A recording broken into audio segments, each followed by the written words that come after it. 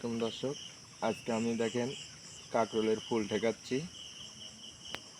এই যে এভাবে ফুল ঠেকাইতে হয়, তাছাড়া কাঁকরোল হবে না। এই দেখেন কি করে ঠেকান লাগে, আপনারা দেখেন। এই যে এইভাবে মিয়ে ফুলে মদ্দা ফুলে এই যেভাবে রং দিতে হবে, তাছাড়া হবে না কাঁকরোল। এই দেখেন এইভাবে ঠেকাইতে হয়। এটা অনেক সুন্দর কাঁকরোল হয়। এভাবে ঠেকাইলে অনেক সুন্দর সুন্দর কাঁকরোল হবে। এই দেখেন অনেক সুন্দর কাঁকরোল হয়েছে। তারপরে এই দেখেন অনেক সুন্দর কাঁকরোল, এটা খুব সুন্দর।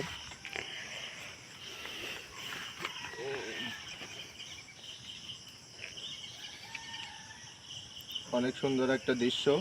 যদি আপনাদের কাছে ভালো লেগে থাকে অবশ্যই লাইক কমেন্ট শেয়ার করে দিতে ভুলবেন না। সবাই ভালো থাকবেন, সুস্থ থাকবেন।